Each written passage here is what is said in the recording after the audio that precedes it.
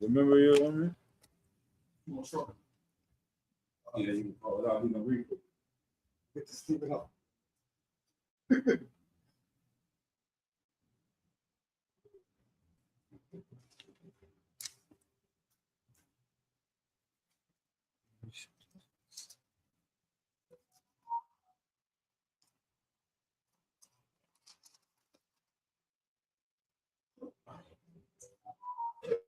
Deuteronomy 28, 27, verse 1. Deuteronomy 27, verse 1.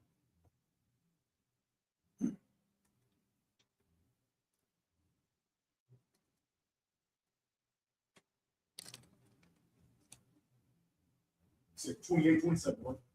Deuteronomy 27, verse 1. Oh, verse 1. Okay. 27.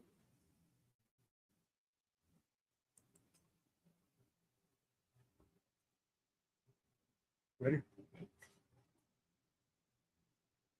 Shalom, Israel. We are the ISUK, coming out of 1 West 125th Street, Harlem, New York, under General Yohana. And since 1969, we've been teaching Blacks, Hispanics, and Native American Indians their true identity according to the Bible. Today, we're going to be teaching the book of Deuteronomy, the curses that our people are going through that pertains only to us. Let me go right straight into it.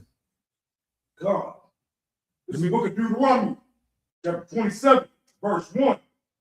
And Moses, with the elders of Israel, commanded the people, saying, keep all the commandments which I command you this day. God. So we all know who Moses was. Moses, he was a big, he was a prophet in the eyes of the Most High. He told us to keep all his commandments. He didn't say half commandments. He didn't say 1/3 of the commandments. He didn't say when you feel like obeying the commandments. He said all the commandments. That's right. Keep going, Baba Kasha. Come on, God. Verse 2. And it shall be on the day when ye shall pass over Jordan to the land which the Lord thy God giveth thee. Oh, Salak. Let's go to, give me a second. Let's go into Deuteronomy chapter 28, verse 15. This is the book of Deuteronomy, chapter 28, verse 15. But it shall come to pass, if thou wilt not hearken unto the voice of the Lord thy God. Stop right there. He said, but it shall come to pass if thou wilt not hearken unto the voice thy God. Meaning that if you do not listen to the Most High, there would be punishments that would come upon you. Right. Now let's look up the word hearken. What is the word hearken? If you can look that up for me, Baba Kashan. Go.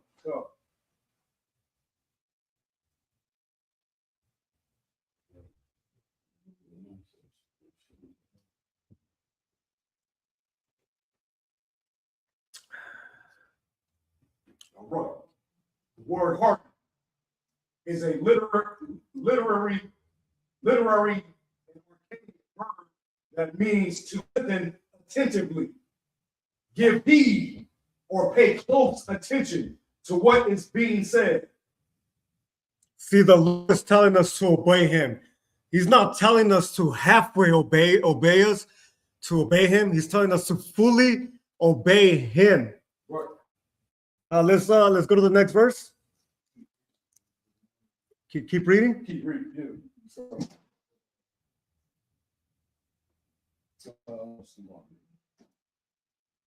To observe, to do all his commandments and his statutes, which I command thee this day. To what? That I command thee this day. To do all his commandments. That I command thee this day. See, he's not telling us to obey him when we want to. He's not telling us disobey all of disobey everything he says. He's telling us to command his statutes till this day, meaning forever. Keep going. That all these curses shall come upon thee and overtake thee. verse 16.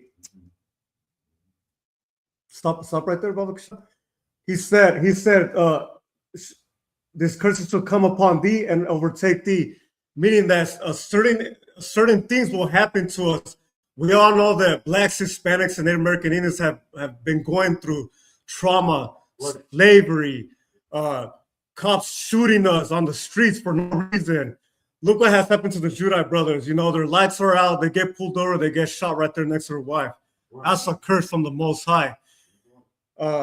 We know that this pertains to a certain specific people. You know, it's nothing out of the blue. You know, it happens on the streets. Can you keep going, Baba Shah? Come. 16. Come. Curse. Verse 16. Cursed shalt thou be in the city, and cursed shalt thou be in the field. Stop that right there. We all know that the so-called Mexican man is working the fields for a long time, and we don't get paid pennies. The so-called black men work in the cotton fields for a long time. They work for free for 500 years. Now we wonder why the black man doesn't want to work for free.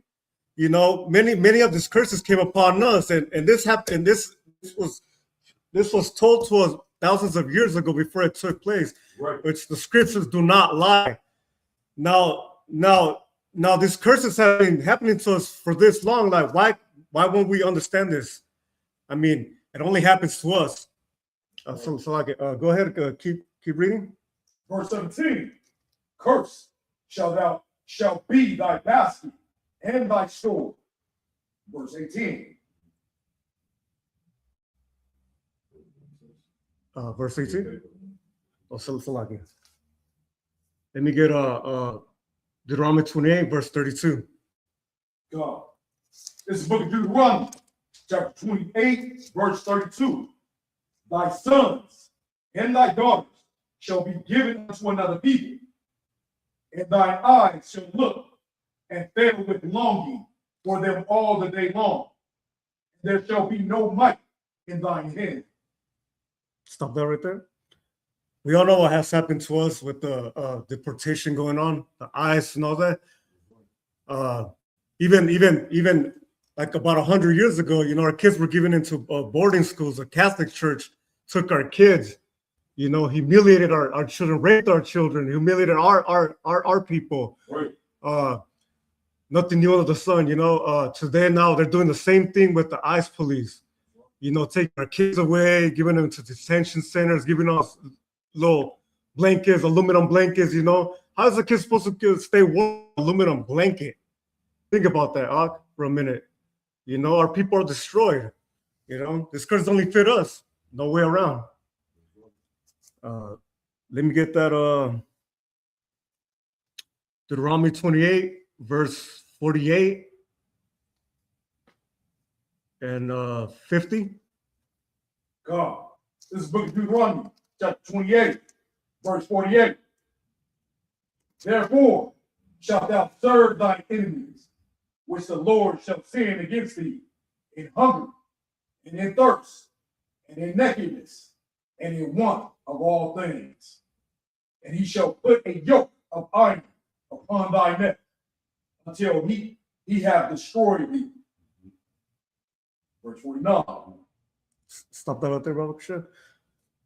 The yoke of iron, specifically, you know, the Judite brothers, you know, the so-called black men, you know, the yoke of iron was a thing that was prominent in the transatlantic slave trade. We all know that they have the yoke of iron on their neck. This is a specific scripture that gives us a sign that, you know, the so-called black man is the real Jew.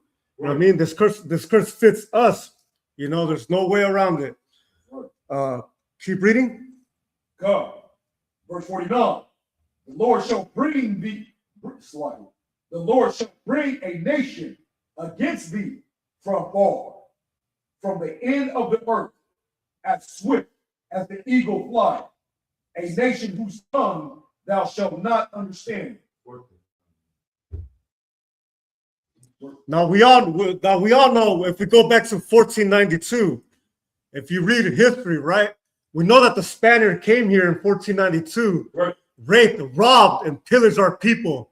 Right. You know, it's not a secret. I mean, history lies to a certain extent, you know, but 1492 is something that's very vivid, you know. They raped our children. They took our culture away. They told us that we were Hispanics, Latinos. I thought Latinos were from Rome. That don't make any sense. How am I a Roman if I'm not from Rome, from the Latias Mountains? You know, Right. that wouldn't make any sense. You know, so keep reading. God. Verse 49. The Lord shall bring a nation without smart. Come. Verse 49. The Lord shall bring a nation and get thee from far, from the end of the earth, and swift as the eagle flies. A nation whose tongue thou shalt not understand. Stop that right there. Now we all know this, right? Spanish is not a real tongue. The Spanish brought that language to us.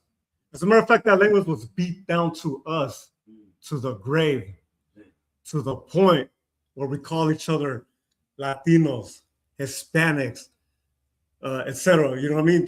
French, all these languages that is new to us. You know, we spoke the form of Hebrew, which was Nahuatl. It's you know, it has it's a Hebrew dialect. You know, that was our language. You know, we know that Christopher Columbus came here with Hebrew interpreters that he brought seas. You know, we know that it's not our language because, you know, even when us as Mexicans we say words like still certain words are still there. It still goes back to ancient Hebrew. You know, Lashman Kadash. You know what I'm saying? I won't go too far on that. If I may, can you bring out what you were telling me about that woman? Oh, there was a figure in history, in the Mexican history. She was a sellout. Her name was La Malinche. She actually married a Spaniard, and she was the one that was giving the natives the Spanish because we didn't understand their language, which how the scriptures say, a tongue that we wouldn't understand. So she was a helper and the sellout to our people. You know, she gave us away pretty much. You know, Uncle Tom. You know. Yeah, that's right. That's right. Mm-hmm. Now we're gonna get to the book of Deuteronomy, chapter 28, and verse 64. Abakasha. God. This is the book of Deuteronomy, chapter 28, verse 64.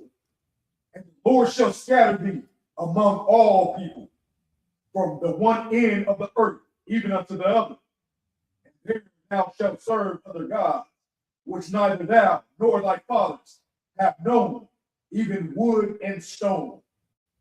See, this verse right here is specifically for us, and I'll tell you why. We all know that the Catholic Church, the Christian Church, what are they known for? You know, where Yahweh Shai, he died in this instrument. Do any brothers know? Slaughter, for the worshiping the cross. Kanrakan, yeah, that's the wood. Now it speaks also about the stone, right? We all know that some people, you know, walk around there about, you know, I don't know how many damn miles around that cobblestone. What does that sound like? We got brothers in the Islamic world, you know, different religions that, you know, that they brought, and now we perform those type of we were into those type of religions, you know. Slaughter, yeah, it's called cobblestone. The cobblestone, there you go. Come. Now let's go into the book of Deuteronomy, chapter 28, verse 6, 28 and 68. God. This is the book of Deuteronomy, chapter 28, verse 68. And the Lord shall bring thee into Egypt again with ships, by the way whereof I spake unto thee. Thou shalt see it no more again. And there ye shall be sold unto your enemies for bondmen and bondwomen, and no man shall buy you. Stop right there. So we all know that, you know, the Judite brothers, you know, they were picked up from the west coast of Africa. You know, this verse is specifically for them. It says that he will take them into Egypt. Again, Egypt is a word synonymous with bondage. Right. Right. Now we all know that America is the house of bondage because they enslaved, you know, they enslaved the natives, they enslaved us, the Hispanics, you know what I mean? This is specifically for them because it says, and no man should buy you, right? This is exactly what happened in the transatlantic slave trade.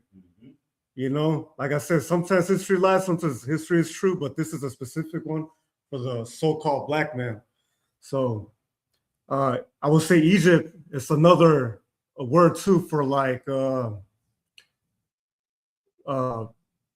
Egypt means it's bondage, which America stands for that. The Americans have the same way of living like the Egyptians. Right. You know, you see the way they have their buildings. You look at Washington D.C. Same. They try to build their same buildings like ancient Egypt. You know. Right. So like any questions? Oh yes, Lockett. Mm-hmm. You know, General I think Yohana. He just mentioned that Abraham Lincoln, you know, that chair when he's sitting there, Con. was sitting the same way. I Con. believe he just mentioned that. Con. He's sitting the same way as Pharaoh. Con. I'm not surprised. That's just crazy. It's like, if I may, Go ahead. and this is specifically for blacks and Hispanics and Native Americans because Christopher Columbus took natives first on ships to slavery. Con. That's You true. understand? Yeah, So it's a 14. prophecy about them Con. as well. You know what I'm saying? 1492. This happened to all of our tribes. Con. As a matter of fact, I think they found like certain boats in the Caribbean where like they show that, you know, those were Mayan slave ships that were going into Spain, but you know they were carrying gold too with them, so they sunk. You know, God knows how many deep down in the ocean they went, but Right. it's facts, you know.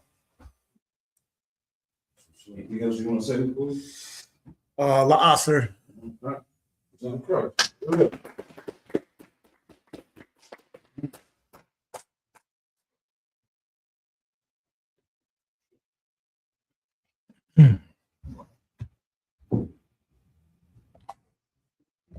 Most High Christ.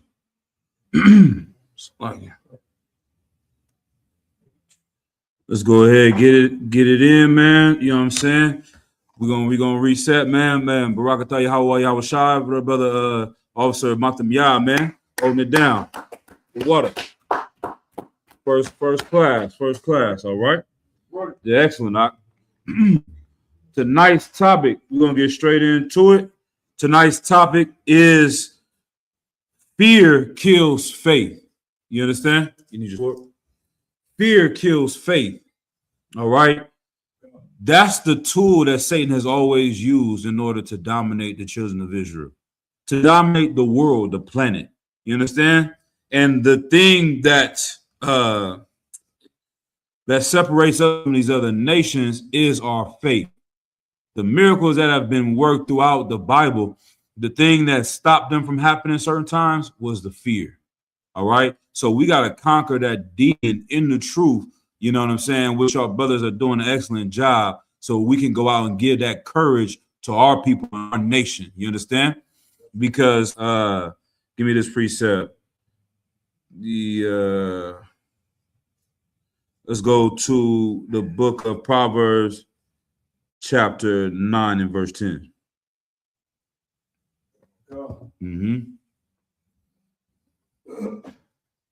This book of Proverbs, chapter 9, verse 10. The fear of the Lord is the beginning of wisdom. One more time. The fear of the Lord is the beginning of wisdom. The fear of the white man. Of the Lord. The fear of your job, losing your job. Of the Lord. The fear of your woman. Of the Lord.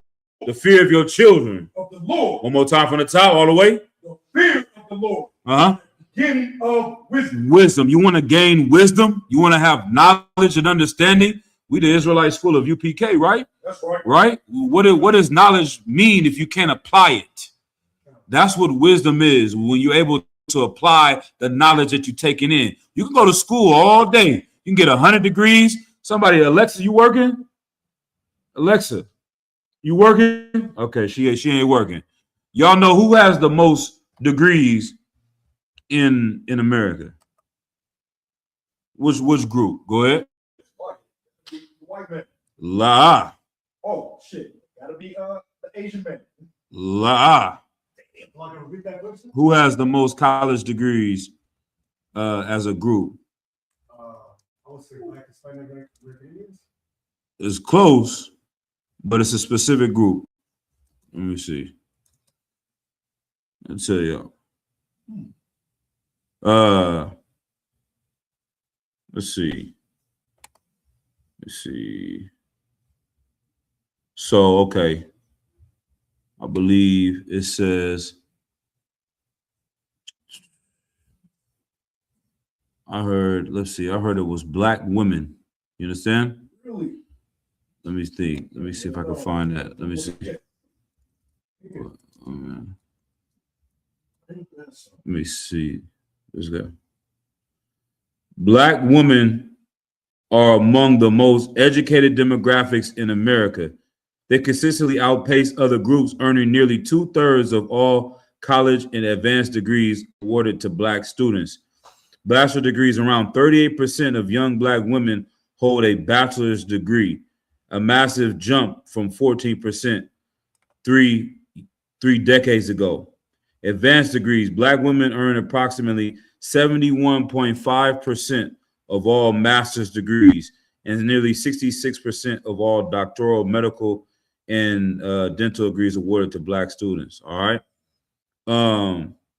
Now that there is raging that against other Black students. I'm saying them, so it's not saying in general, but it says they lag behind white women, Asian women, etc. But there's different studies on that. But with all that to being said, man, Black women are highly educated in America. Now look at how much money they make compared to white men. Wish we had Alexa. Black women income versus white men.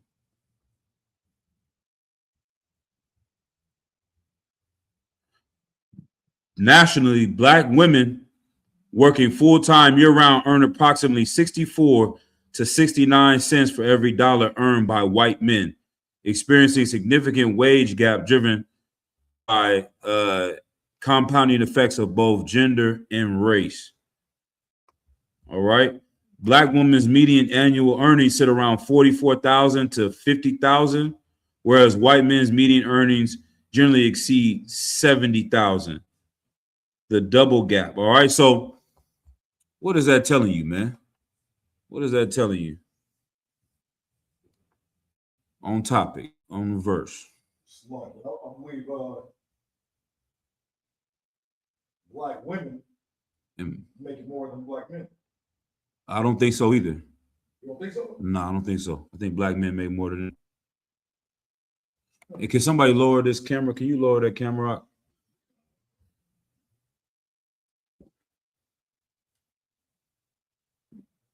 You keep lowering it all the way down. Just let it slide down. It'll be good. Yep.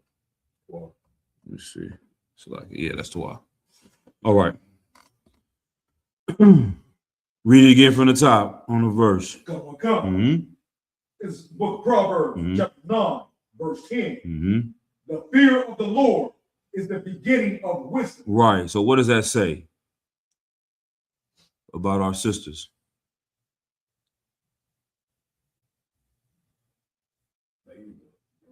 I mean, like, I don't know. Go ahead, Madam. Yeah. They fear the Lord. How you? Where did you get that from? Because I mean, it says that the fear of the Lord is the beginning of wisdom. Okay. You need wisdom to stuff like that. You know what I'm saying? Go ahead. I think you got it. But you ain't saying they look at the white man as the Lord. Ooh, that's on it. I'm not saying that, but that's the truth. That's the truth. Okay, I'm gonna break it down. What I'm saying, Akim. The Bible says the beginning of wisdom is the fear of the Lord. What is wisdom? What's the definition of wisdom? Go ahead. To know things. Hmm? To know like things. No. Go ahead. Most High's words, His commandments. Okay. That's a part of it. That's part. I'm gonna give it to y'all. Wisdom is when you apply the knowledge you have. You can learn something, but unless you apply it to help you, what's good that you know it? You see what I'm saying? You have a lot of information. You a little bit older. Y'all remember that movie, Counting Cars, Rain Man, back in the days? You never seen that movie. It was a brother, like not a brother, but it was a white man that had a brother, Tom Cruise, that was like his brother was basically retarded. You know what I'm saying? We're not supposed to say that word in the world. I think we're gonna say it anyway on here. He was what? They called him a savant. He remember what time Jeopardy started. He remember all the answers on Jeopardy. He could say these words. He had all this knowledge because he was like a robot. He couldn't talk and have a regular conversation. He'll sit there in the corner and drool all day. But if he can remember everything on the Jeopardy show, you know what I'm saying? Every time this TV show. So the brother, he like, man, you can remember that stuff? Let's see if you can count cards. So he taught him how to count cards and playing blackjack, took him to Vegas to make millions of dollars. You know what I'm saying? We're going to take this knowledge that you have and apply it and get something out of it. That's wisdom. That's understanding. You understand? Read it again. God. Mm-hmm. This is the book of Proverbs, chapter 9, verse 10. Right. The fear of the Lord is the beginning of wisdom. Right. You want to be wise, you have to fear the Lord. Black women don't fear the Lord. They fear the white man. So they go and get his degrees. They go and pay hundreds of thousands of dollars a year to go to college, and they still broke. The ghetto is still destroyed. Our brothers are still going to prison. How is it that we have so many intelligent, quote unquote, intelligent women, but our community is destroyed? Because they're not wise, because they don't get their wisdom from the Lord. They get their knowledge from the oppressor. And he takes their money and further oppresses their people. You understand? So that's why we have to understand that what we're doing in here is the most powerful thing. This is the intelligent thing. It doesn't matter how much you know, how much knowledge you have. If you can't use it, that's what we used to deal with them Egyptologists all the time. Polite and all them. Polite can say a gang of words you never heard of. The platypus and the Mithraces and the, you understand, and the intellectualities of the Comic-Con. What was that? One fish, two fish, red fish, blue fish, brother. He's saying all types of words you've never heard of in your life. The Bartholomew gland, or what do they call the something? Yeah, something like that. Exactly. Who cares? You see what I'm saying? What's that gonna do to help get a nigga off of drugs? What is that gonna do? That word, knowing that word doesn't do anything for our people, and it just makes you feel good and sound smart. And that's what the white man wants. It was a thing called a zip coon. You know what I'm saying? I don't know if they even explain it online anymore, man. I'm gonna stop looking up stuff. But they had something called a zip coon. General Muhammad brought this out. Let me see if it comes up. There we go. A zip coon is a deeply offensive 19th century racist caricature and blackface minstrel character. It depicted free northern black people as arrogant, lazy dandies who foolishly attempted to mimic white intelligence and manners, but whose intellectual efforts were portrayed as ridiculous. So they've got, let me see if we can hook this up real quick. Can we hook up the speaker to here real quick? Can you just lift it up on here? I'm plugging right here. Let me see if I can find a zip coon real quick. And then we're gonna keep going for the topic. So like I'll be getting carried away, but this stuff is hilarious, man.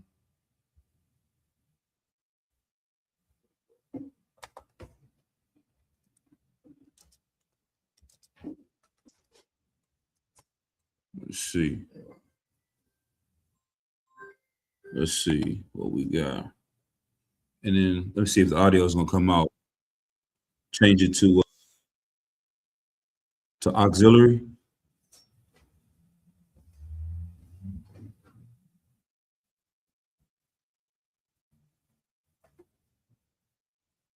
Yeah, that should be good. Yeah. I'm gonna share this. Let's share the screen real quick.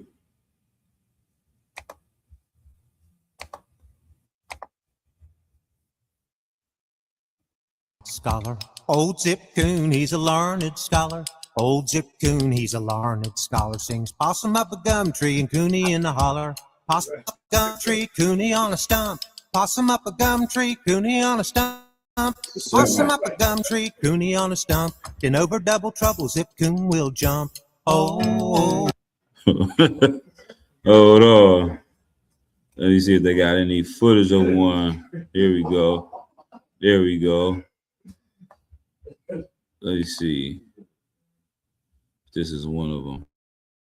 Maggie Murphy's home. And now, two quiet people, Cotton Watts and Chick. Lady, let that be a lesson to you. What's the matter with you boys shooting up that man's hen house? I'll shoot any chicken trying to follow me home. Well, why don't you get a job and go to work? You almost had me a job this morning. Where? I went down to the post office and that man could he let me have one of them jobs as a letter toter. No, Cotton, you mean a mail carrier. And the man... Hold on. That's that one. I can't maybe we'll have to bring it back another day. If I can find some of these. Let me see if I got any of them on a Zip Coon. Nope. But you'll see. Maybe get one more. Let's see. This is Black Song. Jump Jim Crow. Every time I wheel about a jump, yeah. But there are so many gals I couldn't get away.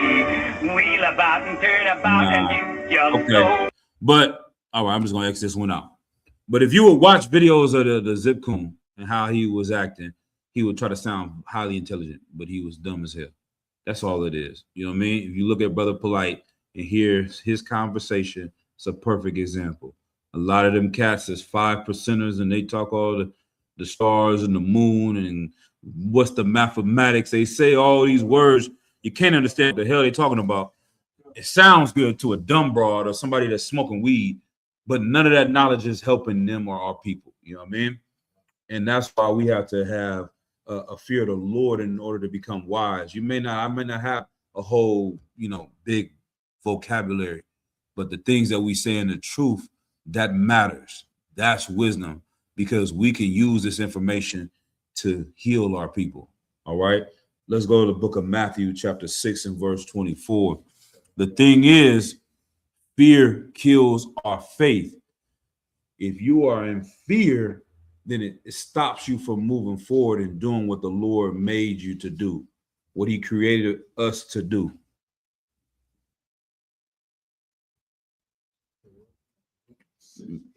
Right.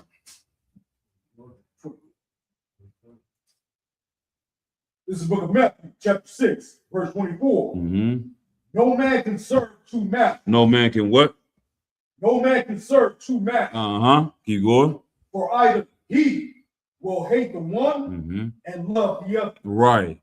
What is this talking about, man? You cannot love two different masters. You can't follow the oppressor and follow your people and love both of them at the same time. That's what the Christian church is teaching. You know what I mean? How many races can you love? Read it again from the top. No man can serve two masters. You can't serve two races. Go ahead. For either he will hate the one right and love the other. Yeah, if you love the oppressor, guess what? You're going to hate your people. If you love your people, you're going to hate your oppressor. There's no other choice. You know what I mean? Keep going. Or else he will hold to the one and despise the other. Right. And you're going to obey one of them and you're going to disobey the other one. Now, what's going to happen? You're going to literally come out and see a miracle at camp. It blows my mind when brothers, lead the truth. You come to camp, you know the history of your people and what the brother Mathamiah was reading about We were not on the side of the history where we were getting our boots kissed. We were on the side of history where we were kissing the boots. They called them boot lickers back in the days, right? Now you see some oppressor get down on their knees. I seen some white women, Captain Yadazak said, with amazing posture. You know what I'm saying? They didn't completely submitted to a group of niggas and spicks and savages and said what we're saying is right based on what the Bible is saying to do. That's a miracle, you know what I'm saying, that they're doing that. And then you leave and go home, and what's going to happen? Your woman going to complain about you always being gone. Your children going to complain about not spending time with you. You understand? Your job is going to do this and do that. And that fear of them is going to make you serve them and not serve the Lord. Going to keep you from coming to class, from going to camp, understand, doing whatever you need to do. That fear of those things, you have made them your master, your Lord. You know what I mean? And that is what we can't do. Keep going. God. Ye cannot serve God and mammon. Right. You can't serve God and mammon. That's money.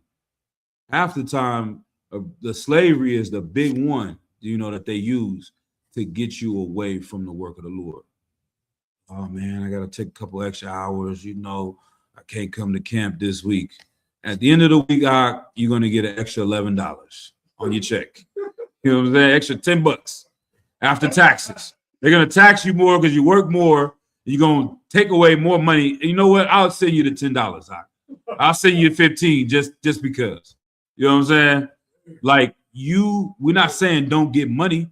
We're not saying don't have slavery, but you gotta, you should get one that fits around your life and fits around the work of the Lord, not the other way around. You understand? That's what the heathens do. You think when the Muslims and it's Ramadan and it's time to pray, they bring in your black ass to come and finish working. They bring in your Latino ass to come in and finish the job while they go and serve their God and their culture and their people. You understand? Well, we don't do it, and we wonder why we stuck in these conditions, man. Keep going. Good. Verse 25. Therefore I say unto you, take no thought for your life. Good night. Christ broke it down very simple. Don't take any thought for your life. That's not a slight thing. You know what I mean? He didn't say don't think about you. He just summed it all up. He's going to get into a little bit more specific, but don't even worry about your life.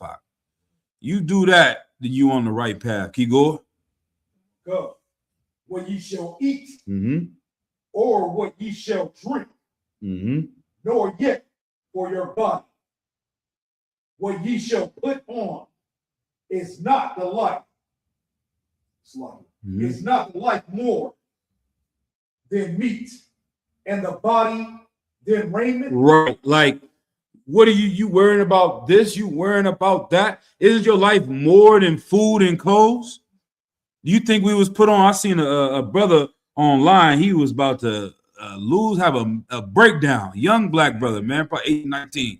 He like, man, how in the hell are we on a rock spinning in the middle of space? And the trees work in perfect unison with the birds, the trees and the fruit grows, and everything is able to eat in the ecosystem. And somebody said, let's come in and make up some money and then make you work for it to buy the things that are all free on earth. He's like, who created this? You know what I'm saying? We ain't gonna do nothing about it. He was just confused. He said, we're not gonna like burn this system down or whatever. I'm like, he got the right spirit, but he's hopeless because he doesn't know the truth of what we teach. You should feel like that. You should want the system to burn down. Why are we enslaved on earth when it's literally, like you said, everything is made to work in unison and we all should be fine? You know what I mean? They say one day they're gonna charge us for air. I'm waiting for that day. You know what I mean? That's when he's desperate. Go ahead, Doc. Are they doing it yet? Oh yeah, damn. You ain't lying. And they got oxygen tanks too. They got oxygen bars. You know what I mean? We're not getting enough air. Yeah, they good nights. Yeah, the white man is the devil.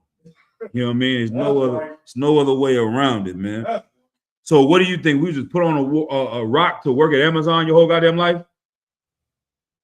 That's what you here for?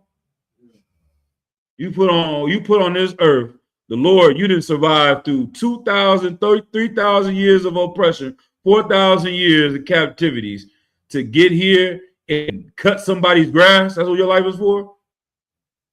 And go home and have a couple beers, couple of cervezas, huh?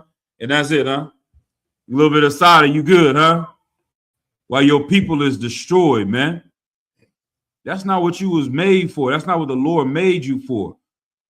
General Muhammad says it all the time. What did he say? He said, Harriet Tubman said, I freed 1,000 slaves. I could have freed 1,000 more if they knew they were slaves. You the ones that know the truth. We the ones that know the truth. We got to go and free the slaves. We got to go and show them that your life is more than raiment.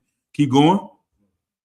Verse 26, gotta walk up. Uh-huh. Verse 26, behold, the fowls of the air, for they sow not, Right. neither do they reap, nor gather into barns. Yet your heavenly Father feedeth them. Right. Are ye not much better than me? Right. Like, is any bird walking around with the name Crow Ya'Allah? You know what I'm saying? The crow of the Lord. Like, they're not the chosen species. We are the chosen people of the world. The Lord chose Blacks, Hispanics, and Native Americans, and he makes sure the bird has food. So how are we stressed out and depressed all of the time, worrying about these things of this world? Read, keep going. Come. Verse 27. Which of you, by taking thought, can add 1 cubit into his stature? Right. What does that mean, Nayak?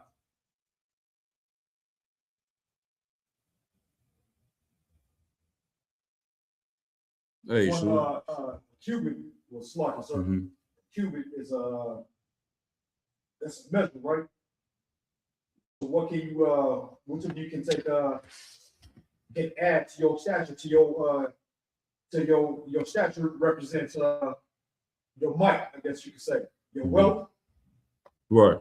No. And To you. that's- And it's like, I'm gonna give some shout outs too. Shalom, Yahweh Shabbat Bashim Shai, to Sister Monica, Uriel, shalom to the young man Hollis, shalom to the sister Nazar Mana. You know what I mean? I always see you on Black Watch too. Most High Christ says, this brother said, Shalom, Yahu, Yasharal, and Precious as well. Yashmaratha Bashim Shai. And then to the trooper Adam out in South Carolina, man. Get South Carolina in, man. Most High Christ, man. All right. Now go ahead. Read it again. Come. Uh-huh. Verse 27. Which of you, by taking thought, can add 1 cubit unto his stature? Right. Like, what is your stature, your height? You know, people like Kevin Hart, we watching him all week. Him and Cat Williams, they about as tall as this table standing up. You know what I mean? Them brothers, if they think and stress about being short all day, is that going to make them taller? Lie. The demon wants you to stress and worry about things. What is your thought about it going to do? It's not going to change a goddamn thing. You worrying about it. All right? Keep. Go ahead. I thought it was figurative. Status, like status, huh? Yeah. I didn't know he was literal stature. Yeah, like you can't stress yourself into getting taller. You know what I'm saying? You might as well accept it. They say women got that bad though more than the brothers. You know what I'm saying? Like a brother, if he got a crooked nose, he gonna accept it early on. You know what I mean? I got a crooked nose. Hey, I'm gonna make this crooked nose work. You know what I'm saying? Certain sisters like my crooked nose. You know what I mean? But a woman might have something insecure and she just stressed out about it for the rest of her life, and it's not gonna change it. You know what I mean? You just gonna have to accept it and move on. And the situation you in, oftentimes a demon through fear is going to allow you to stress about it, and you never get out of the situation because you keep focusing on the situation. All right, keep going. Look up, verse 28. Mm-hmm. And why take ye thought for raiment? Mm-hmm. Consider the lilies of the field, how they grow. They toil not, neither do they spin. Verse 29. Right. And yet I say unto you Mm-hmm. that even Solomon in all his glory was not arrayed like one of these. Right. He's saying, think about a flower, how beautiful a flower, a rose, a lily is. They don't sew, they don't toil, they don't have a sewing machine to make garments for themselves, but they are beautiful in their own right. And guess what? That lily, that rose is actually more beautiful. Solomon was the richest man to ever walk the planet Earth. His garments was fly, dipped in butter, as we say in the Bay. Saucy, you know what I mean? Gold, everything. They said Solomon wasn't as fitted as one of these lilies. All right. But keep going. Go. Verse 30. Wherefore, if God so clothed the grass of the field, Right. which today is, and tomorrow is cast into the oven. Right. You heat up the grass out here is beautiful. Next day, you cut it down, you throw it in the trash, it gets burnt up for fire to heat up stuff. It's not that important to us on a day-to-day basis, but you look into the science and see all the photosynthesis and everything that makes this thing grow. It's an amazing thing, but if we don't really pay attention to it, keep going. God, shall he not much more clothe you? Right, the Lord's gonna make sure you have clothing too. If He's gonna make sure the grass has clothes as well. All right, keep going. O ye little, slow. O ye of little faith. Of what?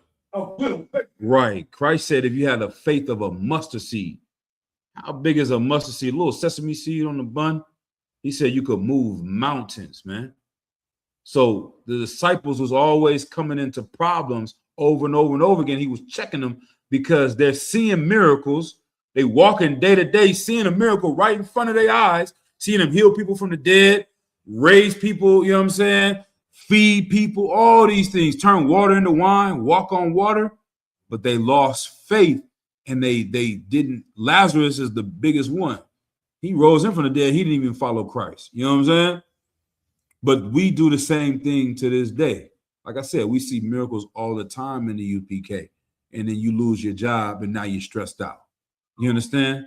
That woman, leave you, now you're stressed out. You understand? You get put on child support. Brothers got that. And what? You worried about that? Man, fear the Lord, man. Find out what you're here for, why He put you on earth. Maybe you start serving the Lord. You know how quick it is for the Lord to take you from broke to rich? It can happen in seconds. You understand? But you got little faith. You don't believe. You know what I mean? Keep going. Verse 31. Mm-hmm. Therefore, take no thought, saying, what shall we eat? Mm-hmm. Or what shall we drink? Right. Or wherewithal shall we be clothed? Right. What does the Lord's Prayer say? Our Father who art in heaven, hallowed be thy name. Yahweh, thy kingdom come, thy will be done in earth as it is in heaven. Give us this day our daily bread. That's it. You ate today, you good. Don't worry about tomorrow. Don't worry about a month from now, 10 years from now. I'm supposed to be this point in life. I'm 30, I'm 40. I'm supposed to have. Nah, man. Keep reading. Verse 32. Mm-hmm. For after all these things, right, do the Gentiles seek. Yeah, the Gentiles think I have to have this by this age. I got to have that by that. I got to be in this car. I have to have these clothes. I have to have this house. You understand? Your grandma had 17 people in the household, in a 3-bedroom household, and everybody was happy. Now you in a little mini mansion with you and a little dog, depressed as hell, stressed out. Why is that? You know what I'm saying? Because you had a spirit of a white man. You have a spirit of a white man. What makes a white man that got millions of dollars still kill himself? Like, who has the highest suicide rates? You know what I'm saying? Millionaires. These devils is living in $1 billion. They got billions of dollars to their name, and they own every drug under the sun. You see Elon? Y'all seen Elon Musk stressing out next to the president? He was tweaking. He was gritting and rolling his eyes. He in there on all types of drugs. You understand? Because the Gentiles, no matter where they get, they're never happy. They're never content. You understand? You had a mindset of a white man when you think like that. Go ahead, It's like, if you really think about it, like numbers never end.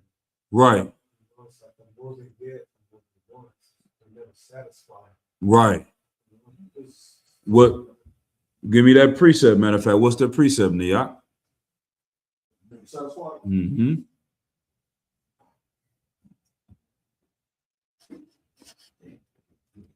You know it, Brother Miyah? What precept would you use to prove the white man is never satisfied? Mm-hmm. That's what it said. No. Close.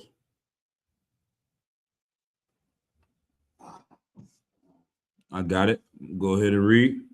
Obadiah chapter 1 and verse 5. If thieves came to thee, if robbers by night, how art thou cut off?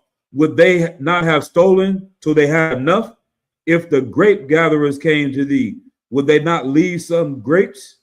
Like the white man is such a greedy and selfish bastard that he wants to take all of the grapes. If he robs you, he's taking everything.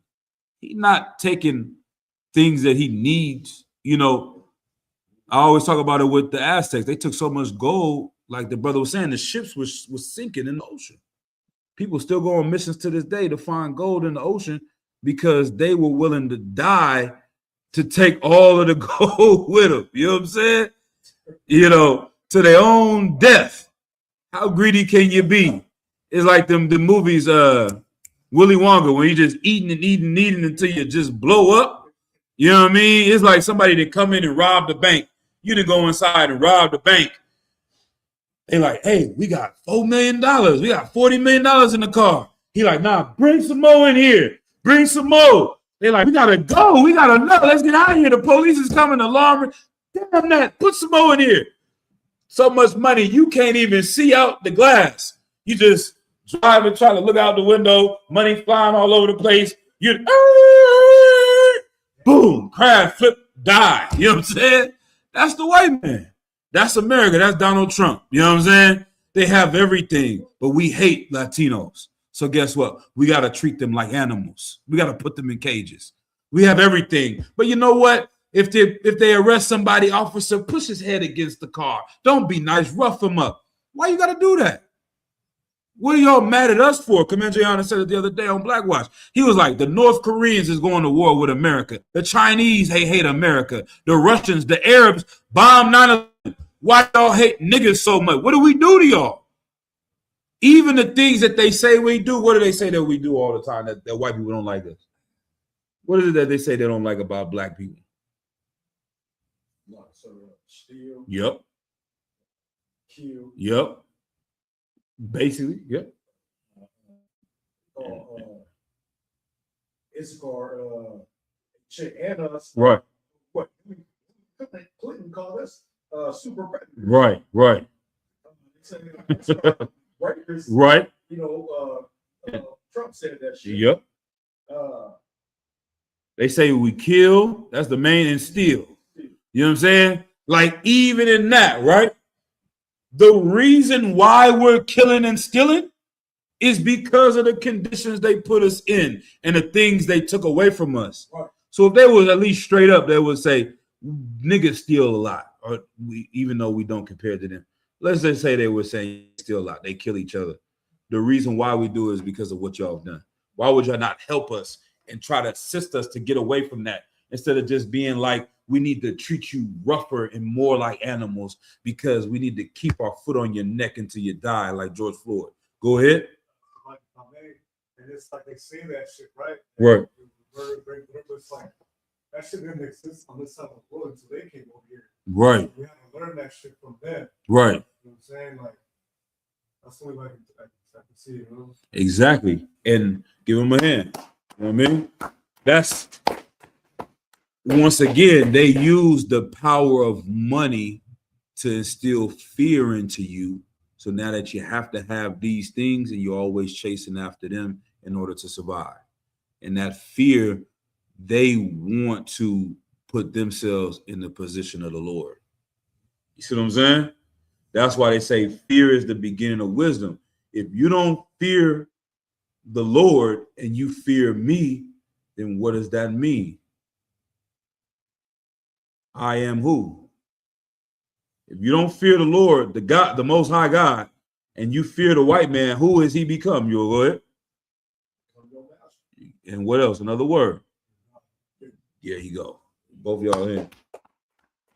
Yeah, you made the white man your God. You know what I mean? When he says go, you doing it. You hate to see your woman do it. You say, babe, can I get a water? I ain't getting you no water. Babe, can you just shut your mouth? I ain't shutting. Babe, can you take those clothes off and put these clothes on? I ain't grown. I ain't got no, you ain't my daddy. Soon as she get to work.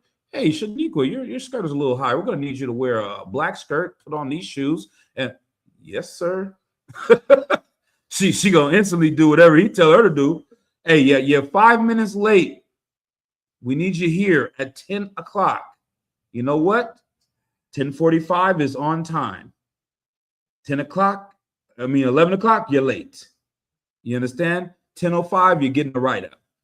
3 of those, we're firing you. You understand? Like, they are going to obey them because he is their God. You understand? But if we fear the Lord, she will be like, damn him and your funky 5 minutes. I'm going to go build up my auto one, man. We're going to do our own thing. We're going to start a business. I'm going to see how I can get him on his feet, and we're going to work together, and we're going to build up our nation, and we don't have to depend on these oppressors no more. That's what a wise sister would do. That's what the sisters in the UPK are doing. You understand? You can't teach as a sister. Like, when women come in here and brothers, you know what I'm saying? We don't want to change who you are. You understand? We don't want to change who you are. We just want to enhance who you are or refine who you are. If you a sister that talk a lot, you know what I mean? Come in here, you can still talk a lot. Just learn how to talk about the right things. You understand? We're going to teach you the right things to talk about. If you was a sister in the world, you was hustling and doing this and doing that, come in here and hustle for the Lord. Use that same zeal. You was selling dope or pimping in the world, come into the truth. Use the same zeal you would use for that and apply it to this. You understand? All right. Let's drop that. Let's go to the book of John, 1 John chapter 4, verse 18. It's like a man sweat. The brother, you have a question or you gave a precept? He said Genesis 25 and 32. I think that was a precept to Esau and him being greedy as hell. Let me see. So I gotta keep up with these chats a little bit more. Shalakia.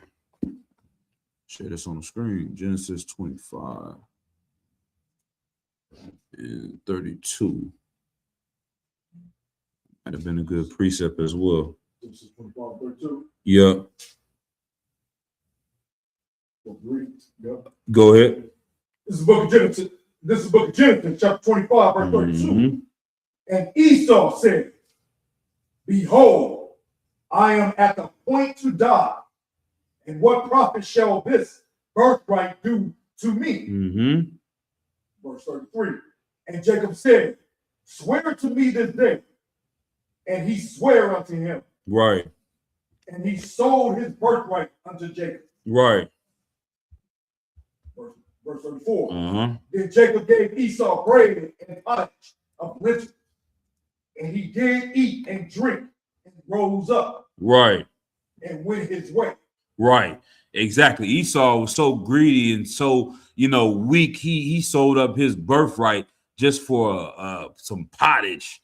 You know what I mean? And what is it? The Bible says in Hebrews 12, it says, lest there be any fornicator or profane person as Esau, who for one morsel of meat sold his birthright.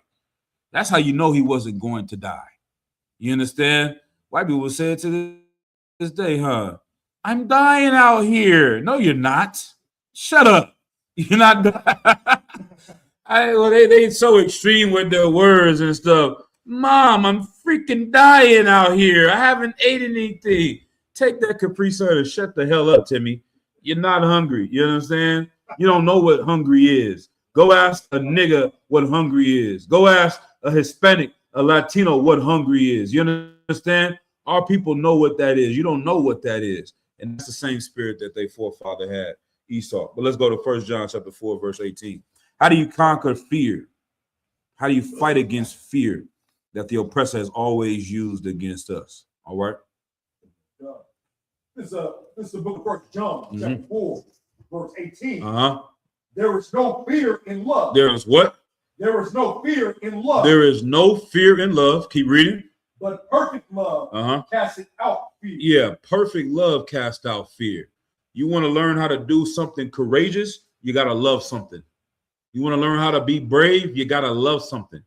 You want to learn how to take care of your people, regardless of you losing your job, losing your woman, losing your kids, losing your life. You got to love something. Christ said, treat the church like I have loved you. Paraphrasing. He gave everything for the truth, for us to have this information today. You understand?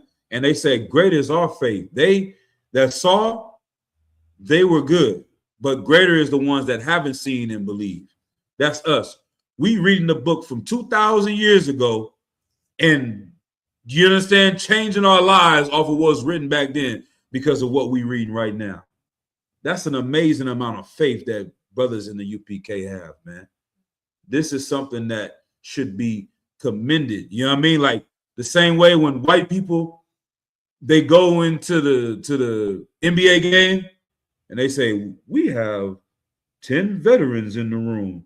Everybody stands up, the cheers, people start crying and stuff. That's how it should be when the soldiers in the UPK walk in the room amongst our people. You understand? We go into these events, they should stand up and say, man, these the priests and prophets of God, man. These the brothers that truly love Blacks, Hispanics, and Native Americans. It won't sell out for a goddamn dollar like everyone else has done. You understand? All right. Read it again from the top, Salakia. Come. This is the book of 1 John, chapter 4, verse 18. Uh-huh. There is no fear in love. Uh-huh. But perfect love casting out fear. Yeah, you seen a mother and her child. I was watching something online. It was a Jamaican sister. She was both with two Jamaican sisters. They on the islands. You know what I mean? It's one of them. I don't know how we get the footage over here. Somebody still got a smartphone over there. But it's a little lake in the background. They in the middle of Jamaica in the woods. They ain't not in the city. But they about to scrap on some rocks. One of them, blood clot, boom, blood clot. She all cussing out. The other lady got a baby in her hand. You know what I'm saying? The other one, she was like kind of bigger, not too big, but she was a solid sister. She pressing her, you know what I'm saying, trying to get the fight to start. And the woman didn't really want to fight. She got the baby in her arm. She kind of pushed the lady in. I think she kind of hit the baby too on the way to pushing her. After she did that, that mother put the baby down, gave it to her daughter or somebody right next to her. She grabbed that other sister by the neck, and you seen the strength in her come out of nowhere, and she pushed her to the ground. She was the smaller one, you know what I'm saying? But you could tell that protective instinct of her as a mother gave her more strength than the other person in that moment. Women, they talk about women lifting up a car off of their baby because perfect love casted out fear. You'll jump in front of a bullet to save that baby because you love that baby. You understand? You will give your life because of your love for that thing. So when it comes to us, man, we have to love our people enough to cast out any fear that will get in the way of us obeying our God. You understand? All right. Anything else on that verse? God, sir. Mm-hmm. But perfect love casts out fear, because fear hath torment. Damn. They say a coward dies 1,000 deaths. You know what I mean? I forget the other part of it, but is that it? Did you say anything else on that? But something lives but dies but once, like a warrior or soldier dies but once. Like a coward dies 1,000 times because they'll do anything to get out of it. They get scared. They'll please give my life. I won't do it again. Just let me go. And you get away. The next thing you know, you're in the same situation again. But please. You know what I'm saying? I won't. It's like, man, a soldier gonna die but one. Oh, you got me? Then fucking shoot the gun then, nigga. You a bitch. And go out like a man, you know what I'm saying? Like torment, fear brings torment. That's the constant stressing of life about these things that we talked about earlier today. You know what I'm saying? That's why Christ left this for us. If you don't worry about none of that, you don't even worry about your life. He said, don't worry about your life. You can do that. You good. What more is than life is life? You start worrying about that, then what the hell are we talking about? You know what I'm saying? Brothers do it all the time in the world, man. You know, Yashikar Ben Yashikar said, he was like, man, I was ready to die for less in the world. I don't want, you know what I'm saying? For someone looking at me the wrong way. You know what I mean? You ready to go to jail for life for that. And not worry about it. You know what I'm saying? So what can we do for the Lord, man, with the same zeal, man? Amazing work. All right. Let's that's just on that, right? Oh, please. He that feareth is not made perfect in love. Damn. He that feareth is not made perfect in love, man. What's the most important commandments? Love the Lord your God with all your heart and all your soul. There's no room for that other master. And love your brother as you love yourself. Love your neighbor as you love yourself. That little kid in Guatemala that didn't eat last night, you need to be thinking about him. We got more work to do, Akim. That little kid in Haiti last night that got abused because their father died, we got to think about that kid, man. We got to have perfect love for them and see what can we do to build up our zone, get more brothers in the school, teach more people to save more lives. You understand? That's what we got to do. All right. Read that last part again. That was heavy. God. He that feareth is not made perfect in love. Yeah, he said, be ye therefore perfect. You want to be perfect? You're going to have to love something more than yourself. You're going to have to worry about something more than yourself. That's what the white man does. He wants you to think me, I. This. Life is about warfare. It's about sacrifice. Right. The way they built up and took over the world is because they love their people, Hakim. Don't think about that. Don't forget about that, right? How did they came and do this to us?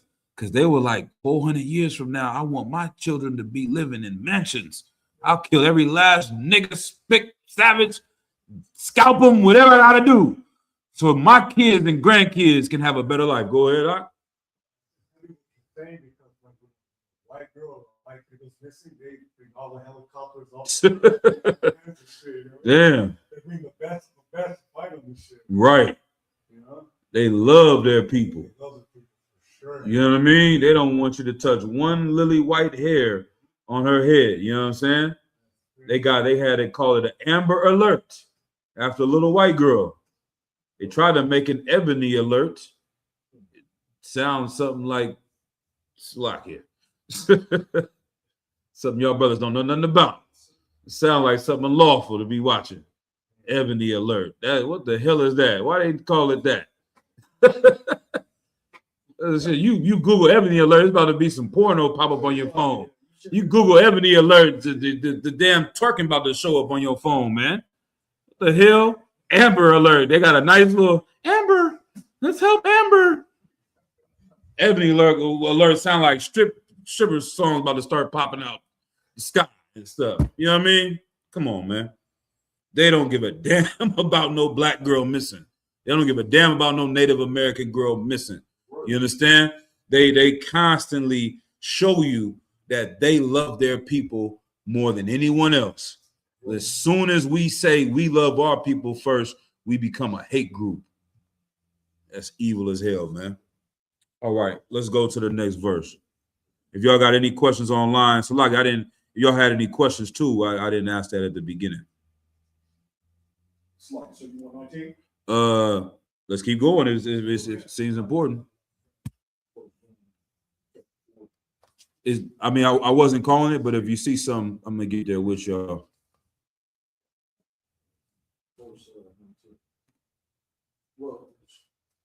Let me see. Oh, well, we can jump to 20. Yeah, that's brotherhood precept, right? Mm-hmm. This is the book of 1 John, chapter 4, verse 20. Mm-hmm. If a man say, I love God, and hated his brother, Right. he is a liar. Right. For he that loveth not his brother, whom he has seen, Mm-hmm. how can he love God, whom he hath not seen? Right. He's giving you all the game on how to not fear a goddamn thing.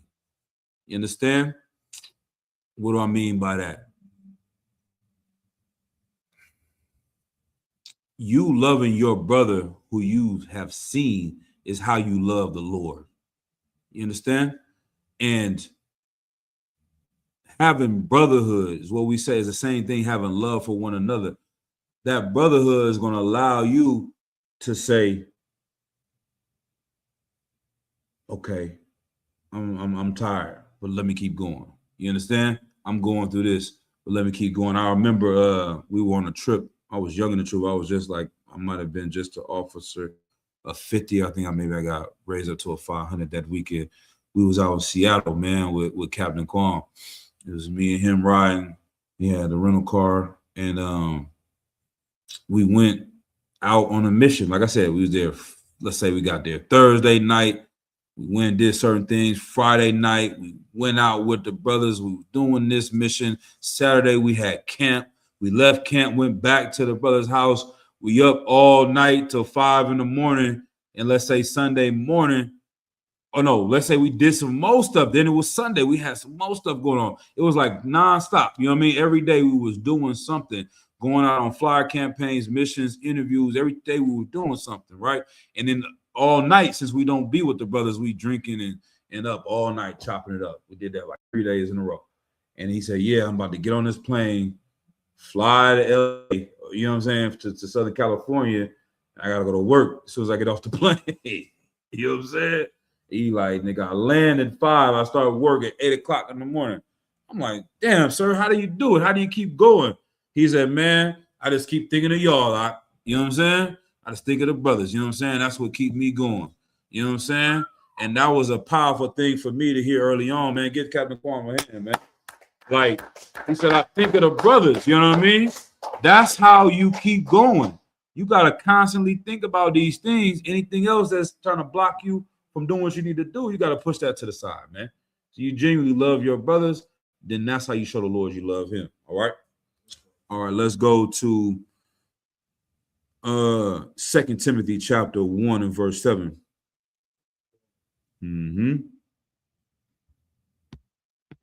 Because, yeah, we'll let the verse break it down.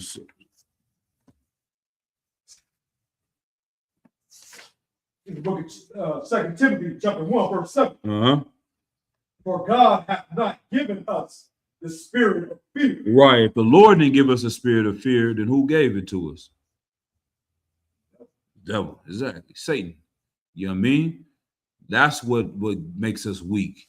It's the same thing. You can look at it on the spiritual side, look at it on the carnal side, man. The white man is the devil. The Lord didn't give you a spirit of fear. The white man gave you a spirit of fear.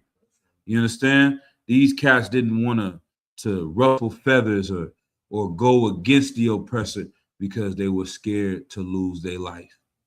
Sometimes, not sometimes, certain things you're going to have to take dying over not dying. Like, don't value your life so much that you won't do what's right. Like, you're not supposed to let some white man come and sleep with your wife and then get up and go to work in the morning. You know what I'm saying? They beat that out of us. They raised us up. You know how they did that, right, though? You know how they did that to where they could get a man to do that? It's the same thing that we go through today. It's the same thing. How does a child grow up and become a pimp and glorifying his woman being a whore and sleeping with other men for money? I kind of gave you the answer in saying the sentence. Go ahead. Yeah, there you go. What does that mean? You on it. The brother said the Willie Lynch, the buck breaking. What else? Right. It explains something very important in the Willie Lynch letter. How do you get... Okay, go ahead. That's a part of it too. Well, okay, I'm going to be a little more specific. I know my questions are always a little vague. I got to start giving better questions. Yes. When does that happen? I said it already. How do you get this cat? How in slavery did they get us to be okay with a man sleeping with their wife and then just going back to work? Right? And who does that destroy? I'm looking for one word. You take the father away, who was he there to protect? Go ahead. Exactly. Give him a hand. That's the answer. They said, don't focus on the first generation that was free. When you're trying to break a horse, don't focus on the first horse. He's a wild horse. He gonna buck. He gonna fight. He gonna try to get free every chance he get. But if you able to break the mother and she breaks the son, then when he grows up, that's all he knows is letting this white man ride him, letting this white man abuse him, letting this white man use him. And he said she's going to deliver up that pup right to him. So you put the fear of God in that woman. She don't feel she has no protection, so she doesn't depend on a black man. So in order to survive, she becomes independent and she raises that child to depend on the white man to survive. You can't be a white man. You have to listen to the white man. They said, keep the body, but take the mind. Let him be strong because we need a strong buck to work in the fields. But as long as you got his mind in control, then you good. So what do they do today? You ain't got no father. He in prison. The white man took him away because he tried to go against the white man. You listen to that white man. Go join the football team and listen to a white man yell at you and tell you what to do. Now he gonna keep you strong, keep the body, but he got your mind. You try to speak up for your people. Oh, no, we ain't kneeling out here. You want to make some good money? You want to take care of your family, boy? Now I'm gonna need you to just play ball and shut up. And also let me fondle with your butthole a little bit. Sandusky. They're gonna molest the child, break him as a young boy, and then when he grows up as a man, it's like that movie Get Out. They just make a little sound and he go right back into slavery. You understand? Right back into captivity. And that's how they do it. They get the child. So now you looking at, we watching Roots and we watching all these slave movies, like, how the hell this nigga gonna let this man sleep with his wife and then not die about it? Because he's seen his mama go through it. He's seen it since a child that this is just the way it is. I saw my mom be a prostitute and sleep with tricks when I was a kid. Why wouldn't I grow up to be a pimp? I see my sister become a hoe. Why wouldn't I? This is life. I don't know any other way. You understand? But go ahead. I was just gonna say something what you were saying because like even in like the sports industry too, like the owners of like the football teams and stuff like that, basketball, all that, they're all white. Shit. Right. It's like even in sports, control everything. Shit, you know? Yeah, that's not a coincidence, man. They couldn't make none of the money without the niggas. If the niggas was intelligent, they would get rid of the white man. But they have been doing this. That's why they want you in that little league. You know what I'm saying? From a young age. Bring them out here. Let me tell them. Let me slap them on the ass. What's all that about? I wish I would see one of them devils try to slap my kid on the ass. We're going to have a hardcore conversation. You know what I'm saying? We're going to have to start it from the jump. I don't ever want to see that. They is assaulting these boys, man, early on to get them in that mindset. Shalakia, man. You know what I mean? And you know, usually this time it's like what they call that, back to regular programming. The white man is the devil the Bible speaks of. Like I might have to just say every 15 minutes because based on what we just said, I mean, what else can you say after that, man? You know what I mean? It's like it. But it says, yeah, the Lord did not give us a spirit of fear. Keep going. Go. What a power and love and sound mind. Right. Yeah, all of that depression, not having a sound mind is you don't have enough faith. That's all it is. Increase your faith. How do you increase your faith? you keep doing the work. You keep reading and studying this book. These miracles wasn't left here for no reason. You hear about a nigga splitting the Red Sea. If you really believe that, then what is your bill? What is you losing a job? If you really believe that Christ walked on water and raised people from the dead, he said they feed the birds. I mean, how much more things can they show you that you're going to be all right? I listened to one of these revolutionaries, man. Yeah, Most High Christ, man. I listened to one of these revolutionaries, a black revolutionaries from the 70s. He was on some black power stuff, right? And he was like, but he was talking about Jesus. He's talking about Christ. He said the title of it was, if Christ was a revolutionary, how come your pastor is such a coon and a sellout? You know what I'm saying? He damn near speaking the truth. You know what I mean? Like, this is sound like a One West thing. Everything he's saying in there. He was like, he didn't come for no other nation but the Jews. He over there teaching it, brother. You know what I mean? Dynamite. But then he thought the Jews are white people, though. You know what I mean? That's where he went left. He didn't understand that we are the Jews. He said he didn't come for no black, no niggas, no nothing. He came for his people. But he was a revolutionary. And he sent his men out in twos. And he said, don't bring no water. Don't bring no food. Don't bring no weapon. Just go and teach the people. And if you take care of the people, brother, the people will take care of you. You know what I'm saying? Like, if you make your life about feeding the homeless and the hungry, you don't think you're going to have food? Like, think about it. If you always worried about having a car in life, wouldn't it be the best job to be a car salesman? You know what I'm saying? If you was worrying about having food, wouldn't you want to work at a restaurant or own a restaurant? If you worried about having a home, shouldn't you sell homes? You're going to have the plug and the hookup on home. That was my mindset into my life of selling weed. You know what I'm saying? I'm a weed addict. I'm addicted to smoking. Can't stop smoking. Well, let me see if I sell weed. I'm going to have weed. I won't have to buy weed. You know what I'm saying? Like, it made perfect sense to me.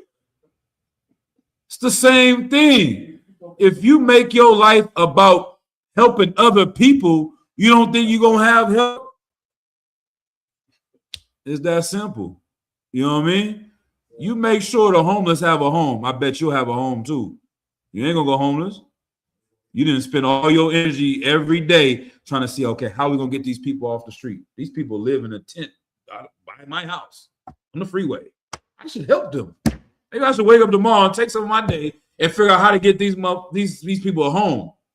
And guess what? You're going to make some connections in the community. You're going to say, okay, they got this resource over here. They got this resource over here. They got this resource over here. Oh, snap. I done lost my job. I need a home too. Well, damn, let me call Tim. Hey, remember when I helped Whoop get a home? I need one too.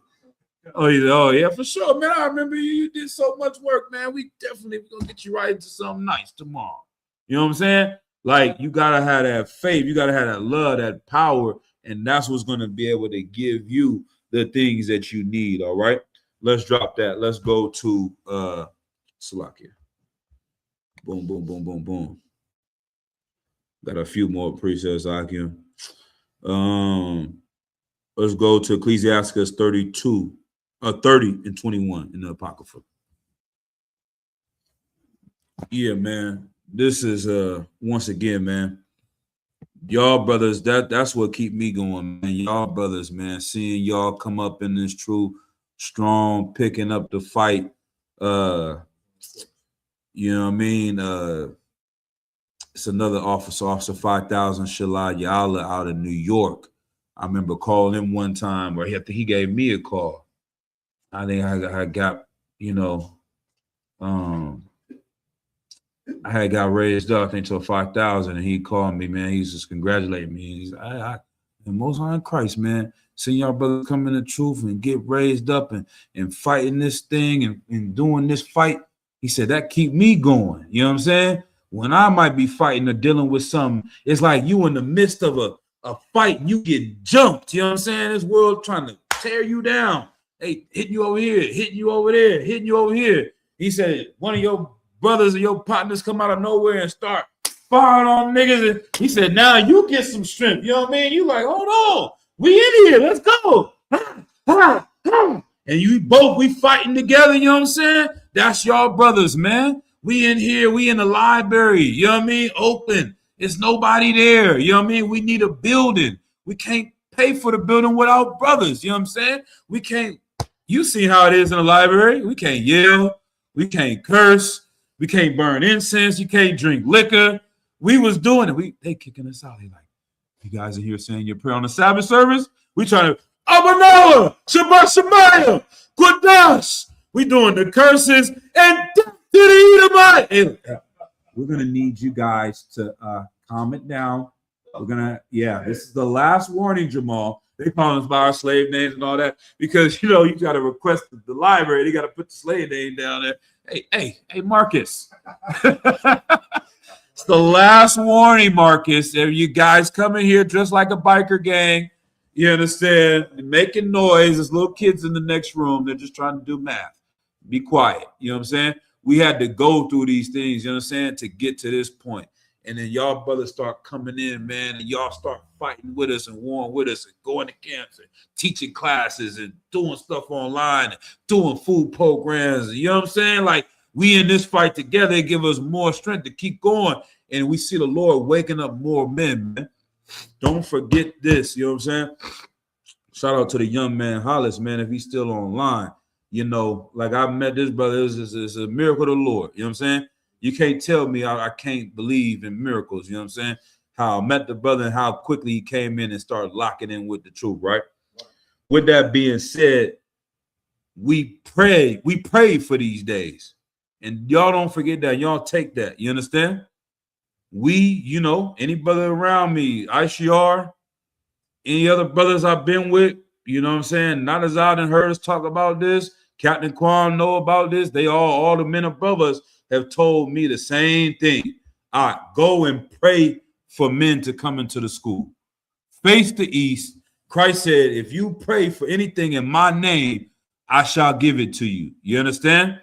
And that's what we should do and continue to do it. You understand? Pray to the Lord. Face the east. Say, Lord, send more brothers and sisters into the school, into our zone. Send more Latino brothers and sisters into our zone. All 12 tribes. Send them into our zone so we can raise up this truth. You understand?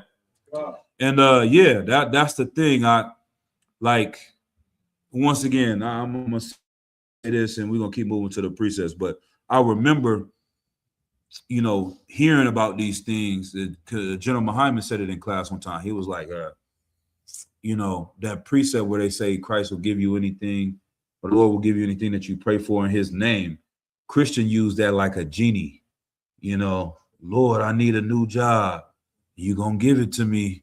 And the Lord don't give it to you, what they do. God ain't real. Like, he don't love me. You know what I'm saying? I need a new car. Women always praying for a husband. God damn. Not praying to learn how to shut your damn mouth. Not praying Lord, make me a wife. Just send me a millionaire that's 6'5", that's a thug like Pac and makes $150,000 a year with a legal job. Bitch, shut up. Learn how to cook some biscuits from scratch. You understand? Learn how to do that. Focus on something other than that. He didn't say he's going to give you whatever you want just because you pray for it. The reason why he said, I'm going to give you whatever you want is that you're doing it in my name because you're going to do my work.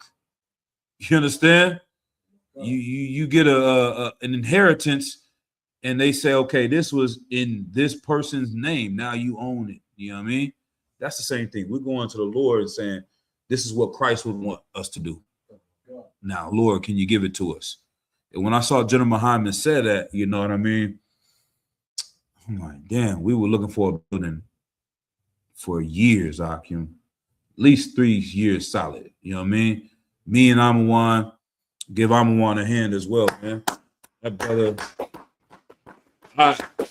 At this time period, I didn't want to have a specific job, you know what I mean, that would stop me from finding a building because, and this ties all the way into effect, into the whole story. So there's a few things, right? So I was doing little Amazon packages. I'm like, hey man, I'm not making no money, but I'm gonna have time. If the people say we need you to come and look at the building, they say random times, 10 o'clock on a Thursday. We need you here at 1 p.m. on a Tuesday. You know what I'm saying? We driving to Antioch, driving to Oakland, back Oakland, Antioch, Pittsburgh, Richmond, Frisco. We went over to San Mateo, San Jose, looking for a building. We went to, man, I could not count how many different places we got to, filled out the form, sometimes paying the fee. They showing us, they like, yeah, we want to have y'all work here. A week later, yeah, we not good. Somebody else got it. We're not going to go with y'all. This kept happening over and over again. And I remember when I told Captain Cornwall, I was like, hey, Salakia, sir. I remember when I was in the world, at one point in time, I had, a regular girlfriend. You know what I mean? But I always heard about pimping and shit growing up in the Bay Area. But then she ended up leaving, moving out of state. And I was like, you know what? I'm only going to deal with a hoe. You know what I'm saying? These pimps, they're like, you can't have a girlfriend and be a pimp. You can't boyfriend pimp. You got to be 10 toes down for the game. And me, I'm out here and I'm like, you know what? I ain't sleeping with no girl unless she paying me. You know what I'm saying? That was the standard. If she gonna hoe up or blow up, that's it. So me and my partner, my pit partner from Seattle, we going out, Mac Marcus, we going to a strip club. We on them, we sweating them. We over here, we sweating them. Don't do this. You know what I'm saying? No, y'all know. You online. We ain't glorifying. This is not good. You know what I'm saying? This is bad. I'm just telling you the story that we were doing that. Like I put it in my mind wholeheartedly that I am going to accomplish this. You know what I'm saying? And eventually I end up getting one. You know what I'm saying? And I end up getting another one. And she leaves. And I get another one. And then I got what I wanted. I said the same thing I said to y'all earlier. I said, if I could do that in the world in evil and wickedness and filthy disgustingness, you know what I'm saying? Then I can apply that same zeal to hearing the truth. So I said, you know what? I'm going to keep going to get a building, and we not going to stop until we get one. And you understand? And it wasn't until we came to this building, it was like a week before I watched that class with General Muhammad. And me and I, when we saw this building, we like, man, the rent is cheap. It's right here. This the spot. We sent the footage to Cap. We like, sir, this is it. We gonna get here. And me and I think we got in the car right in front of this building. Before we left, he said, we're gonna say that prayer. We pulled up that verse. You understand? Matter of fact, somebody pull up that verse. It's in the book of Matthew. Anything? You talking about our Father? Nah, John chapter 14, verse 13. I said, you know what? General Hyman said it. I said, Khan the one Khan. You understand? He said, this is what it is. John chapter 14, verse 13. This is the book of John, chapter 14, verse 13. Uh-huh. And whatsoever ye shall ask in my name, that will I do, that the Father may be glorified in the Son. Hold on. Go to verse 12 real quick. Oh, no, wait. Yeah, go to verse 12. All right. This is the book of John, chapter 14, verse 12. Verily, verily, I say unto you, he that believeth on me. That he do what? Believeth on me. Have faith in Christ. Go ahead. The works that I do shall he do also. Oh, yeah, he said that. Remember that when the devil fires you. Remember that when he repos your car. Remember that when the bitch tries to put you on child support. Remember that when the doctor says you got this disease, Akim. Remember that. Read it again. God. Verily, verily, I say unto you, he that believeth on me, the works that I do, shall he do also. Yeah, when Captain Yadazak asked Commander General Yohana, Christ said that one day we'll heal the sick and we'll raise the dead. We'll do the things that he does. When will those things happen, my Lord? He said, Commander Yohana said, who said those things haven't already happened, Doc? And walked off. Who's saying those things hasn't already happened? You know what I'm saying? These men of faith here in the UPK read this and believe it. We say it every Sabbath. The power to cleanse the lepers, to raise the dead, to heal the sick. Do you believe these words? Do you have faith? Are you going to let a fucking bill stop you from doing the work of the Lord? You're going to let a job stop you from doing the work of the Lord? You're going to let a woman stop you from doing the work of the Lord, man? He said you're going to do more than these things. You're going to do these things. Keep going. And greater works than these shall he do. Right. Because I go unto my Father. Right. Verse 13. And whatsoever ye shall ask. And what? Whatsoever you shall ask. Right. She read this in the church and thought that was talking about a Bentley. She didn't read the second part of the sentence. He read it and thought that was talking about some Balenciagas or a Ferrari or a 5-bedroom mansion. He said, whatsoever I ask, read. In my name. In his name. That will I do. They close the book right here. And they say, Lord, give me a green Bentley with rims and spinning everything. 2 white women and a partridge and a pear tree. You understand? And a white picket fence and all the cocaine I can snort. They closed the book right here. They forgot to keep reading. Keep going. That the Father may be glorified. That what? That the Father may be glorified. That green Bentley ain't going to glorify the Father, Akim, Akwathian. You getting another husband that got a 6-figure job, woman, is not going to glorify the Father. You're not praying for that. You're praying for yourself. He said the thing that you should be praying for should be to glorify the Father. Keep reading. God, in thy Son. And the Son, and Christ. Keep going. Verse 14. If ye shall ask anything in my name, I will do it. Me and Amawan, you can call the brother. We stood outside here in the car and we read this verse and we prayed to the Lord that he give us this school, Akim. You understand? Barakatah Yahweh wa Yahweh Shah. You understand? Now, this is the thing. This is how the Lord works. There's more to the story because a week later, the same Asian lady that run this building emailed us and said, we don't want you to rent here because of your religious organization. And that one, I'm like, man, I knew the Lord was going to give this building to us. Like we was in the middle of a major council, and when that got the call and Cap said that, I'm like, damn, I knew he was getting this one. I just felt it. You know what I'm saying? But I was like, oh, well, but I'm still believing the Lord. I start calling Sacramento. We was going to have a building in Sacramento. Not as I had one, we was getting close to getting that one. So I got on the phone. We start calling out. I'm like, hey, well, on to the next. Kamama didn't take that no for answer. He said, what? This is what they emailed us? It's illegal in the state of California, according to section dash 2.39, to tell someone you deny them housing or renting based on their religious belief. You will be hearing from our lawyer on Monday. Yeah, the next day she emailed back. We need you to sign the lease on Monday. You have until 1:00 p.m. to sign the lease. Yeah, you have until 1:00 to sign the lease. They tried to rush it because they wanted us to miss that deadline and bring deposit or rent. If the Lord didn't put the spirit on this dumbass Vietnamese woman to send that racist letter to us, we would have never gotten the building.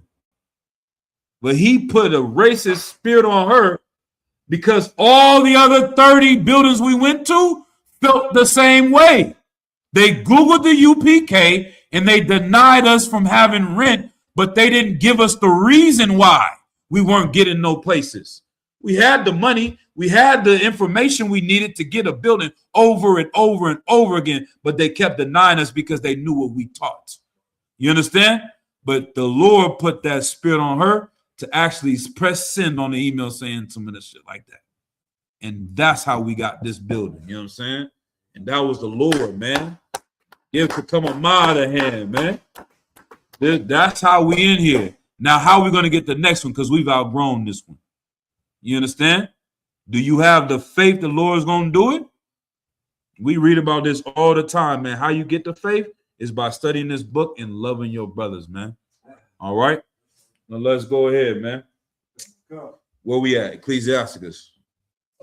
It's like, so you said 30? 30. I think 30 and verse 21.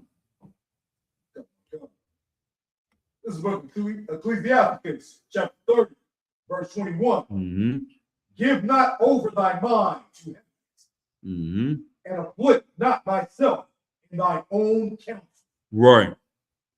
Give not thy mind over the heaviness, man.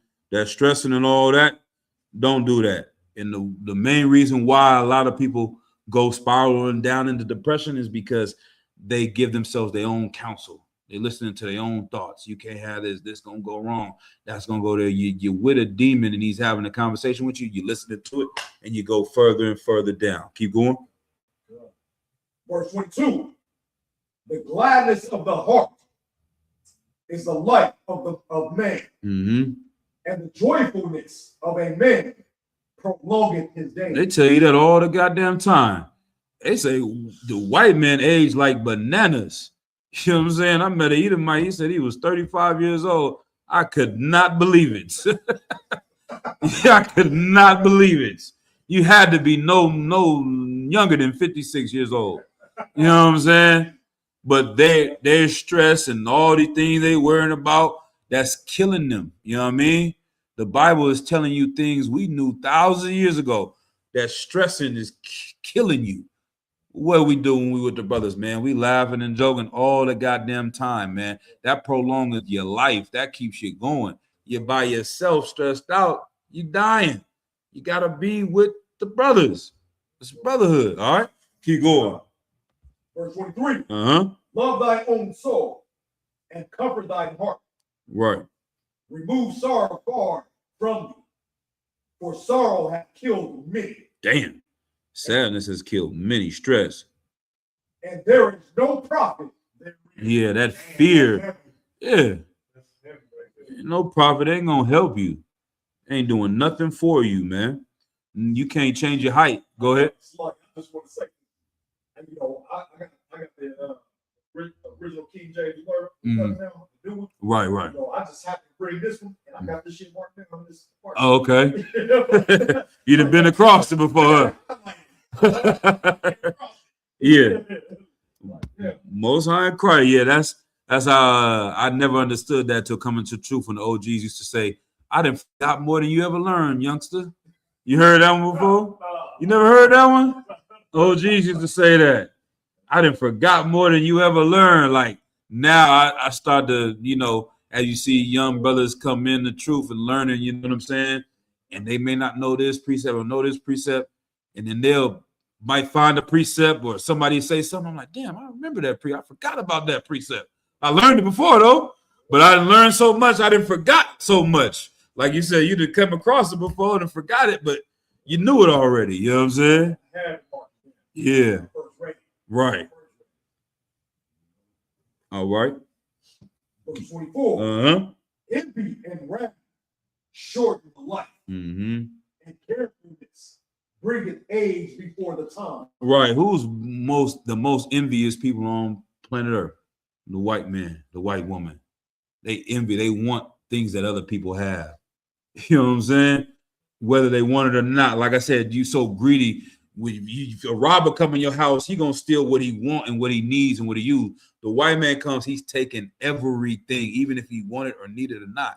They had that movie Rosewood. It was a famous scene in that movie, and they were sitting there and they realized the black people was coming up across town. And he said, "You know what, James, that nigger James, he got a piano." He said, "He got a piano? How in the hell is a nigga gonna have a piano and I don't have a piano?" He said, "George, you don't even know how to play the piano." He said, "I don't care. If a nigga have one, then I want to have one." You know what I'm saying?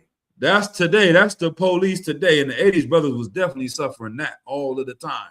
In that crack era, young nigga 20 pulling up in the Benz, police see you, pull you over, want to beat you up, take your car, repo it.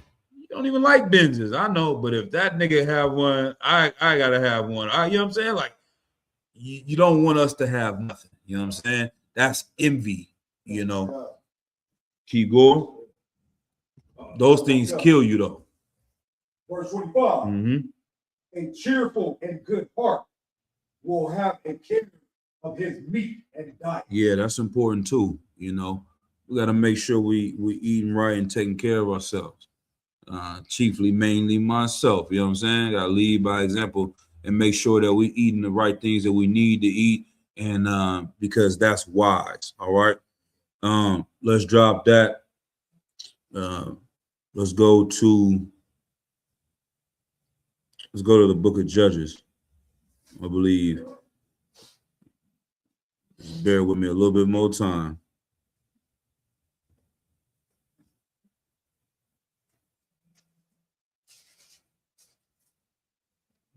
Judges chapter 6. Is that the story of Gideon?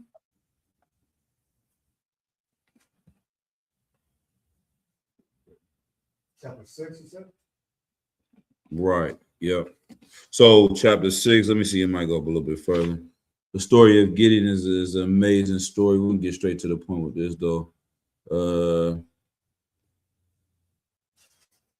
So Gideon,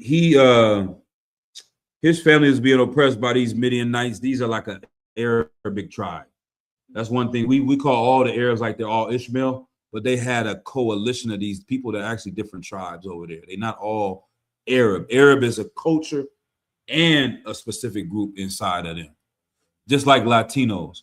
We just say all Latinos, but you got people from Puerto Rico and people from Guatemala.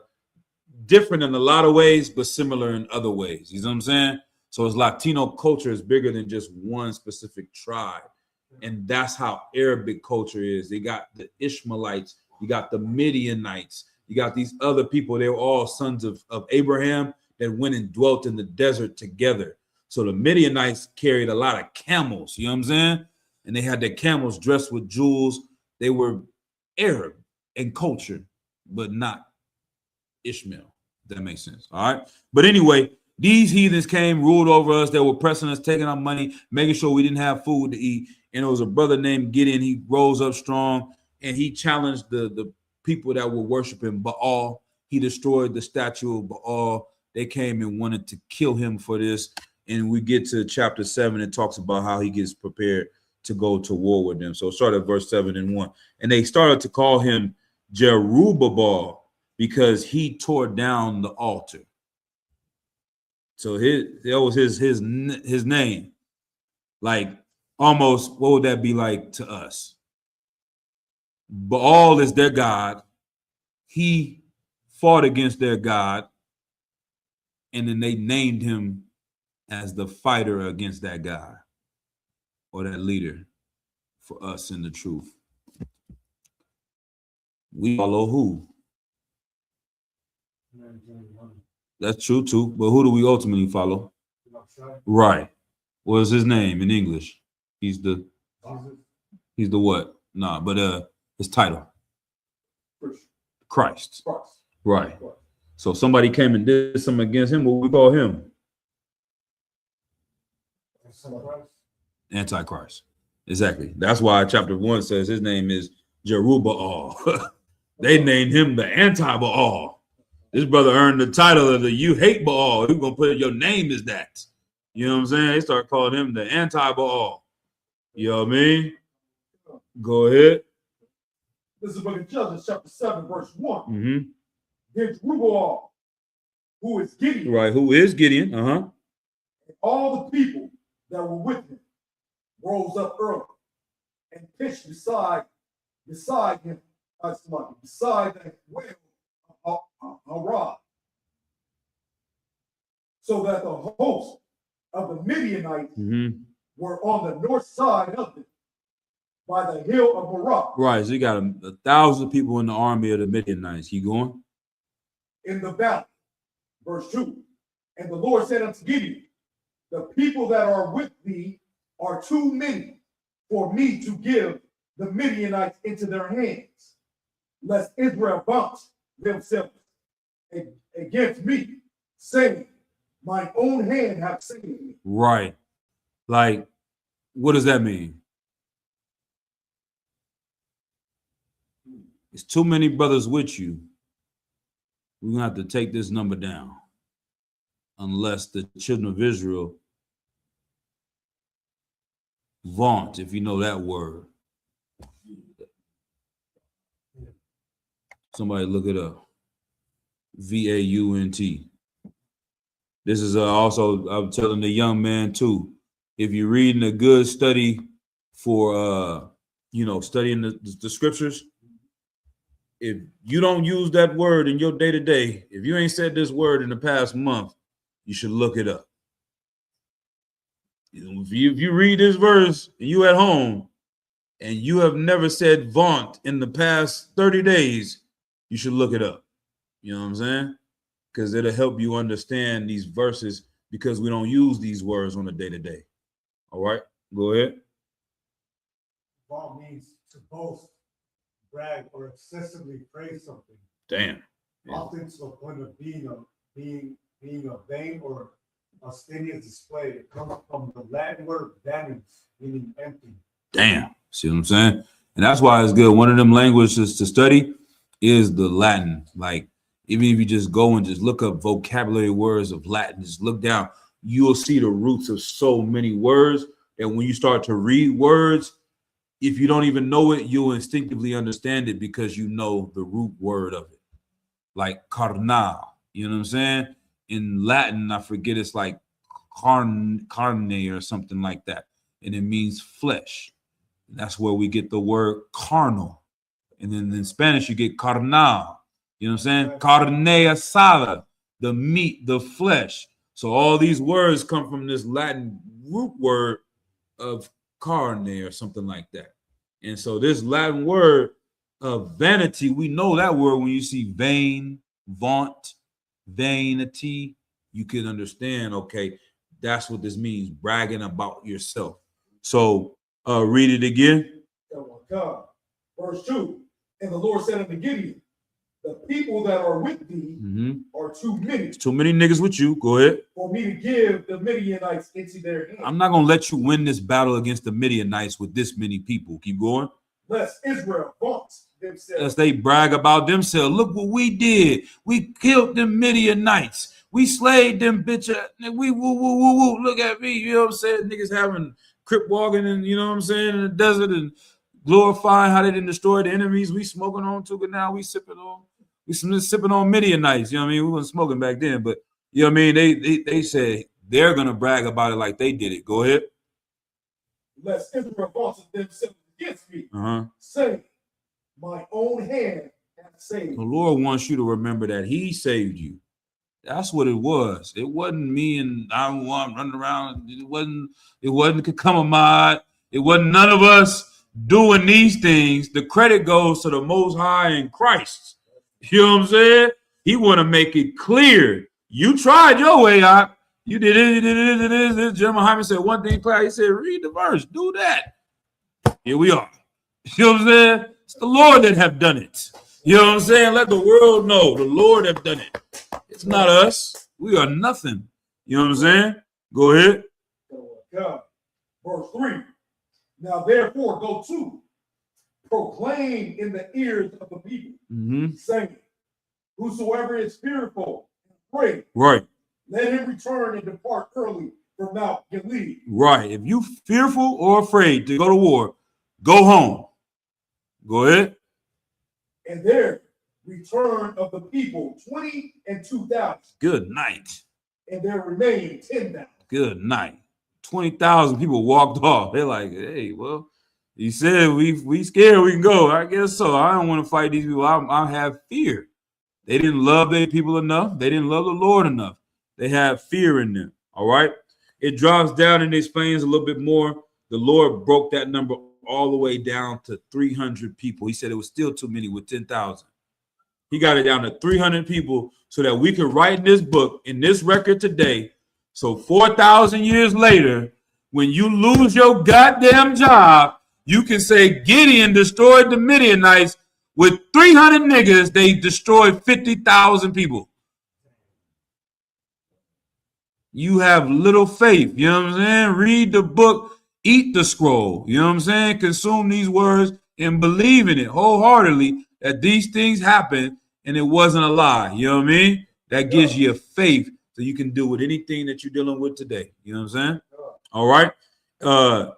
And because in our mind, right? That's what I always love to say. Like, we love to say, oh, I'm seed of Abraham. I'm Isaac, Jacob, Isaac.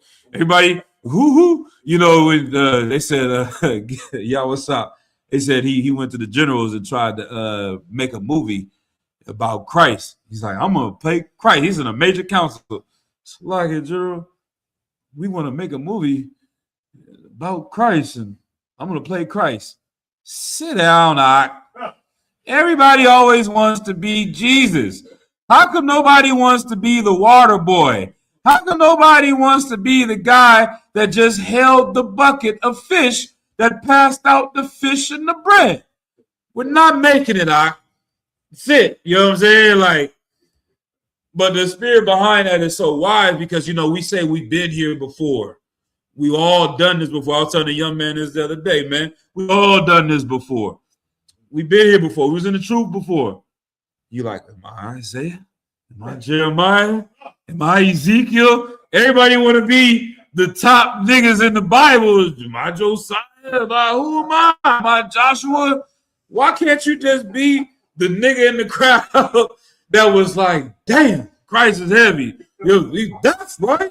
You was that nigga. Well, I'm good with being that nigga. You know what I'm saying? That's still an important nigga in the book. You know what I mean? Like, it's okay. You know what I mean? But we read about Abraham and we try to say, I'm from the cloth of Abraham. I'm the seed of Abraham. But would you put your son on the altar and kill him? Nigga, you wouldn't miss basketball practice with the little nigga to come to camp. I don't believe you. You know what I'm saying? You talking about, you going, Lord, I give you my only son. I'll kill him for you, Lord. Come to class. You know what I mean? It's not that hard. You know what I mean? I'm saying all that to say, and not talking about none of you brothers, none of the brothers, and I'm just saying, like, this thing we read about the book, and we want to be cut from the cloth of these men. If Gideon went to war with thousands of people with 300, you want to be one of those 300, don't you? You don't want to be the nigga that walked off when it was 20,000. You said, no, I was one of the niggas that stayed. I was the one of the 300. That's who we are in the UPK. You understand? That's who the brothers we labor with here, man. Go ahead. The movie 300, right? Were those brothers actually Judites? Like in that movie, or was it? So I heard stories that it might have not been like basically, this story is the 300, and they took this idea and story and made up that story. Basically, yeah. So this is more than just Judites too, because they said he called Ephraim, he called Manasseh, he called Asher, Zebulun, Naphtali. These was a lot of so-called Latinos today that's in this story, because you read in verse 35 of chapter 6, he said he sent messengers to Manasseh and Asher and Zebulun and Naphtali. A lot of these brothers that came and fought with Gideon was Latino brothers. You know what I'm saying? But yeah, so that's that. He cut them down. We're gonna skip for time's sake, but that's the story. It's a good story. But the fact that I just want to emphasize, he said the ones that were fearful, he sent home. You know what I'm saying? They didn't have enough love for their people to fight this battle. All right, drop that one. Now give me Deuteronomy 20:1. It's another one. They say, you know, the law, statutes, and commandments. We love to 20:1.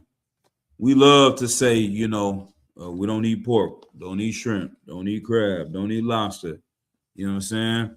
Christ said, you guys talking to the Sadducees and Pharisees, you worry about, you know, tithes and cumin and anise, but the weightier matters of the law, which is faith and mercy, you forget, you ignore those. I'm paraphrasing it horribly. It's Matthew 23:23, but it's one of my favorite verses. But basically, they were worrying about all these laws saying I pay my tithes, but they hated each other. One of these laws that we often forget about it, don't hear about it, is this one right here is very important. You know, it's against the law to fear another nation. Y'all know that? Y'all know that? It's against our law to fear another army, another military. Go ahead, read it. This is the book of Deuteronomy, chapter 20. I verse pray 1. you understand. When thou goest out to battle against thy enemies, Right? When thou goest to battle against thine enemies, them brothers were breaking a law when they walked off. Go ahead. and seest horses and chariots, And tanks and drones and, you know what I'm saying, Black Hawks. Go ahead. and a people more than thou, Yeah, thousands of men. Go ahead. be not afraid of What does them. it say? Be not afraid of One more time. them. Be not afraid of Is them. this a suggestion? This is an order. We in Deuteronomy. This is a law, statute, and commandment. Be not afraid of them. Keep going. For thy Lord thy God is with thee. Because of what? For the Lord thy God is with thee. Yeah, the Lord is with you, unless he's not. Maybe you might want to get that right. Why is he not with you? Because you ain't with him. But if you with him and you obeying all these laws that he just told you to do, I don't give a damn. It's 1 million niggas out there. He did it to the Midianites. He can't do it today. When we made a deal with the Romans because we were fearful of them and fearful of the Greeks, and they ended up enslaving us. We made deals with these other nations and they ended up enslaving us. They were supposed to not fear them at all and fight, you know what I'm saying? And let the Lord deliver them. Go ahead. Which brought thee out of the land of Egypt. Verse 2, and it shall be when ye are come nigh unto the battle, Right. that the priests That the generals, who? that the priests That the captains, the who? that the priests Yeah, the military, when they go to war, they have their respected 12-star generals come out and talk to them and blah, blah, blah, blah, blah. In our army, the priest is supposed to come and talk to you. Go ahead. shall approach and speak unto the people. Uh-huh. Verse 3, and shall say unto them, Hear, O Israel, Shema Yasharala. You going? ye approach this day unto battle against your enemies. Right. He yelling, you know, like in the movie when that person yelling to the whole, he approached this day to face and battle your enemies. Go ahead. Let not your heart faint. Don't be scared. Ain't no bitches out here in Israel. You understand? Keep going. Fear not. Do what?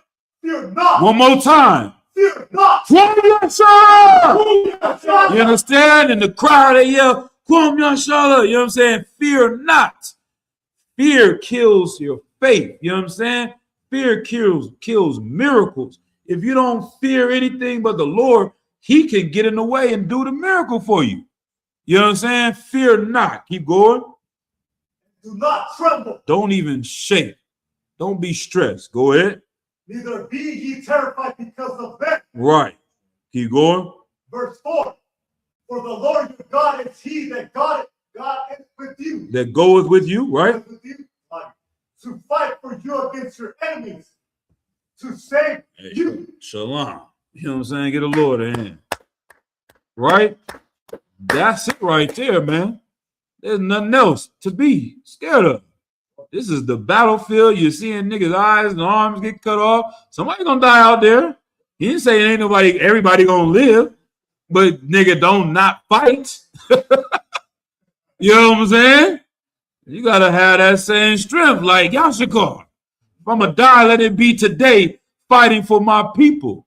For Rasa, you know what I'm saying? That's brotherhood, and that we all can be free. You know what I'm saying? And the Lord may use me to go out first and get my goddamn head chopped off so that these niggas in the back can win and defeat the battle. But we're going to go out here and we ain't going to fear them. We ain't going to fear death. We're going to do what's right because the Lord told us to do that. That's a law. You know what I'm saying? So, yeah, we can't be fearful of nothing but the Lord. Anything else that's giving you stress, that's a demon, man. And you got to get rooted in these scriptures, be around the brothers, and you're going to fight that. You're going to win. You know what I'm saying? We're going to fight it together. All right? But that's the class. If you can read the security announcements, shut it down. Lock it. The water to y'all brothers, man.